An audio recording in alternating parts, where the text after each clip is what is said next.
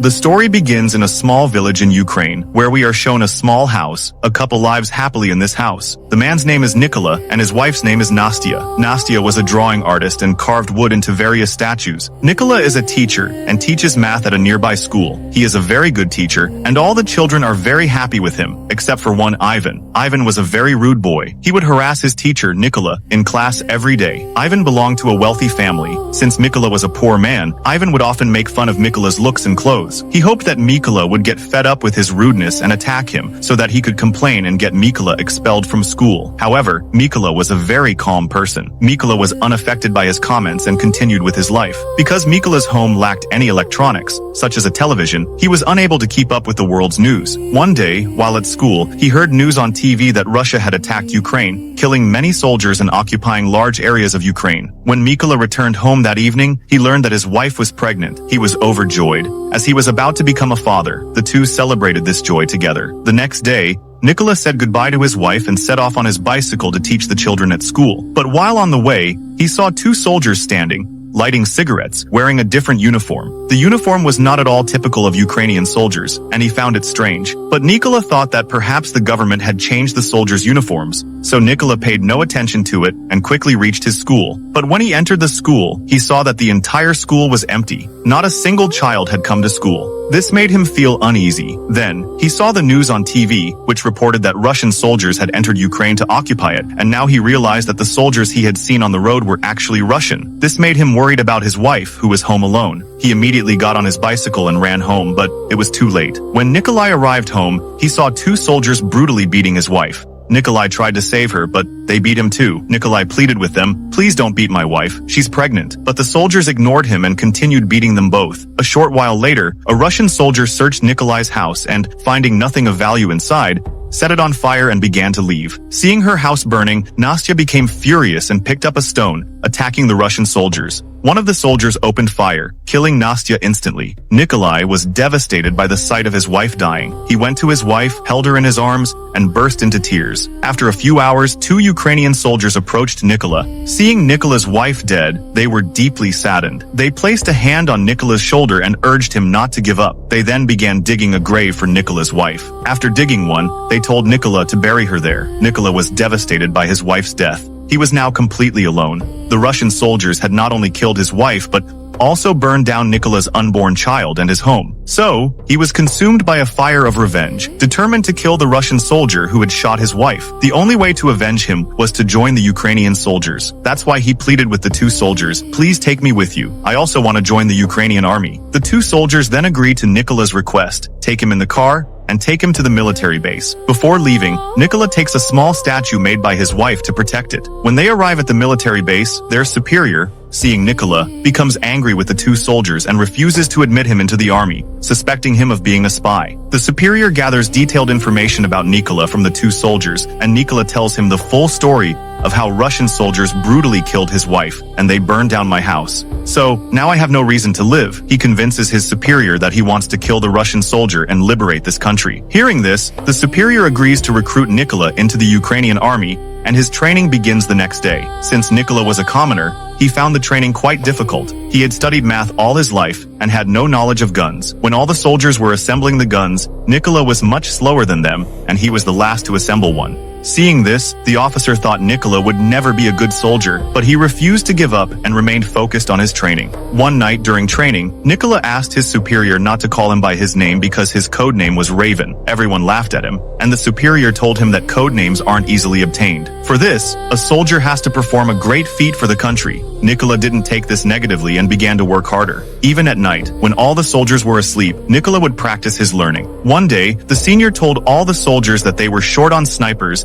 and needed to increase their numbers to be able to face the Russians. The senior asked everyone, "How many of you want to become a sniper?" Hearing this, some people stood up, and Nikola was among them, as he also wanted to become one. Seeing Nikola, all the soldiers laughed. His senior told him, "You're not ready to be a sniper yet. You can't even assemble and disassemble a gun properly, so becoming a sniper is out of the question." Nikola replied, "I can become a good sniper. I just need one chance to prove myself." Hearing this, the senior tells Nikola, "Okay, here you go. You have to assemble this gun in just 20 seconds. To prove himself, Mykola blindfolds himself, quickly disassembles and reassembles the gun, taking only 18 seconds. Everyone is astonished by Mykola's agility. Those who had previously laughed at him now begin to applaud him. The senior is also impressed with Mykola, and seeing his abilities, he is also included in sniper training. During training, Mykola is given an older model gun, while the others are given new, modern weapons. Seeing this, Mykola also demands modern weapons. The senior tells him, if you want that gun, you'll have to prove yourself. Now, Mykola has no other option, so he takes whatever he can and leaves. During training, the senior tells everyone that no matter what the situation, a sniper never moves an inch from his position and remains focused on his target. To practice this, the senior fires near everyone, and any sniper who moves from his position is eliminated from the training. However, when Mykola's turn comes, he doesn't move at all and holds his target, thus passing the training. In the next training, the sniper is shown his target only once, and then his eyes are covered with a blackboard. During this, he has to shoot his target by guessing. Some of the other soldiers pass this test. However, when Mykola's turn comes, he misses his aim slightly, and Mykola fails the test because the gun he was carrying was very old and making it very difficult to hit it accurately. But everyone knew that if Mykola had been given a new gun, he would have hit the target perfectly. The next training was even more challenging for the snipers, as they had to shoot their targets in the light of flares, even in the dark of night. The senior released the flare, and everyone took aim, but none could hit the target. Everyone else had already fired. Now, only Mykola didn't fire. He realized that aiming directly in the light of the flare wasn't possible. So, when the senior released the flare, instead of firing, he estimated the distance to his target based on the flare's light, and using his mathematical knowledge, made a perfect shot. His senior and the other soldiers were astonished. No one had ever completed this task before. Only Mykola had done it. The senior was very impressed with Mykola and gave him his desired code name, Raven. Days passed, and finally, the day came when the results of his training were to be announced. The colonel saluted Nikolai and informed him that he had passed the test. A few days later, the colonel came to Nikolai and told him to pack his belongings, as they were on a mission. News arrived that some Russian soldiers had captured a checkpoint, and this is where the real story began. Nikolai's team quickly arrived at the location, took aim, and were about to kill the Russian soldiers when they spotted a vehicle in the distance, heading towards the checkpoint, prompting the colonel to warn everyone not to shoot. Russian soldiers stopped the vehicle and asked those inside to exit. They checked their passports and searched the entire vehicle. When everything was clear, the soldiers allowed them to leave, but kept their passports. When they demanded their passports back, the soldiers beat them severely. Seeing this, the colonel ordered his soldiers to open fire. In one swift blow, all the snipers eliminated their targets, thus completing their first mission. After the mission, when everyone returned to base, Mykola noticed that many of his comrades were missing. He was perplexed, wondering where they had gone. When he asked where the rest of his comrades were, he was told that they had been sent on another mission. The next day, Mykola received news that many of his comrades had been killed during the mission, all by a Russian sniper. The sniper's name was Siri, and he was one of Russia's most skilled snipers. A few days passed, and Mykola set off with his comrades on their next mission. Upon reaching the location, they laid mines all around and took up their positions. Shortly after,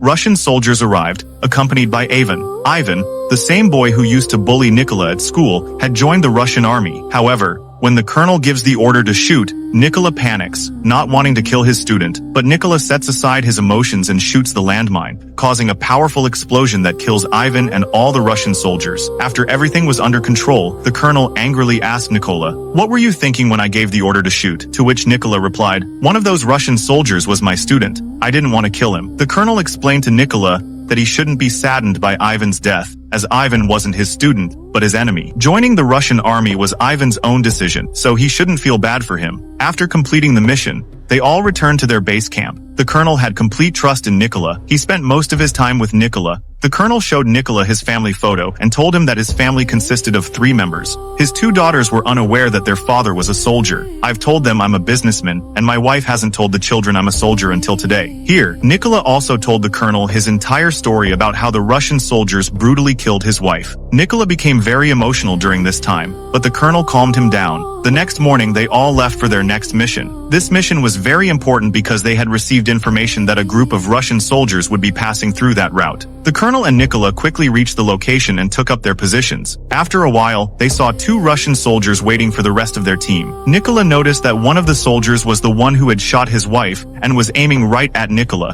Mykola asked for permission to fire, but the colonel refused. Mykola was now seething with anger because the soldier standing in front of him had killed his wife, but Mykola couldn't control his emotions and fired. The bullet killed the soldier instantly. But the worst part was that the Russian soldiers had discovered their location. The colonel asked Mykola, "What have you done?" But the worst part was that Russia's most dangerous sniper, Siri, had also taken up his position and had now discovered their location. The colonel knew Siri was nearby, so he began searching for her. But before he could locate her, Siri delivered a headshot, killing the colonel instantly. Now Mykola realized the grave mistake he had made. His mistake had cost the colonel his life. Mykola realized that the Russians had discovered their location. Meanwhile, the Russian soldiers began firing and bombing Mykola heavily. Seeing the situation worsening, Mykola decided to retreat. He picked up the colonel's body and began retreating from his position. He quickly crossed enemy lines and headed straight to his base. Mykola was deeply saddened by the colonel's death and blamed himself for it. He vowed to kill Siri and avenge the colonel's death. Soon, Mykola received news of 2 Russian snipers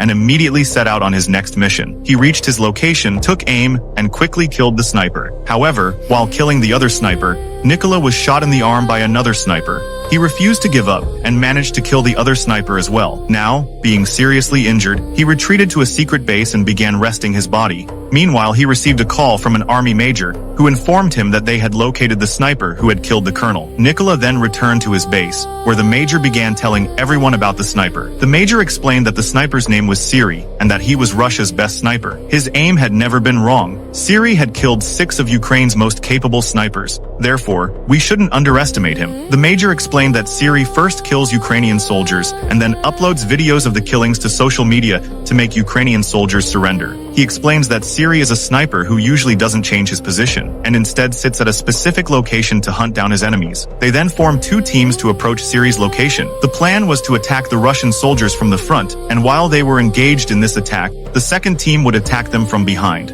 Seizing this opportunity, Mykola would enter the building and kill Siri. After the entire plan was complete, they all set out for the location. Upon reaching the location, all the snipers took up their positions and took aim. Meanwhile, Mykola also stealthily entered the building, where he spotted 2 Russian soldiers engaged in conversation. Mykola killed them both without delay and proceeded further into the building. Following the plan, he signaled his team, and upon receiving the signal, the snipers stationed there killed all the soldiers. Meanwhile, Siri noticed that none of his comrades were reporting to him. He sensed something was amiss, so he went to the roof of the building, where a Russian sniper was already present. But when he reached the top, he saw the sniper dead. This made him panicked, and Siri realized that Ukrainian soldiers had surrounded him from all sides. He contacted his base for backup, but it would take another 10 minutes for the backup team to reach him. Hearing this, he quickly returned to his position and began searching for the Ukrainian soldiers. But then he noticed a small statuette on the table in front of him. Before Siri could think anything, Mykola attacked him and stabbed him to death. However, the scuffle alerted another sniper in the building. Before he could react, Mykola threw a grenade near him, killing this last sniper. A short while later, the backup team Siri had called also reached the building, but he was unaware that Siri was now dead. So when he called Siri, Mykola answered the call and told him that they were all going to die. The gunfire sent the Russian soldiers into a panic, and they all jumped out of the truck, but they were unaware that Ukrainian snipers were lying in wait for them. The Ukrainian soldiers opened fire, killing each Russian one by one. A few days after this mission, Mykola visited his wife's grave, realizing that he had fulfilled the promise he had made to her. He had killed all those who had killed his wife and the colonel. There, Mykola vowed to serve his country until his last breath. With that, he left, and the film ends.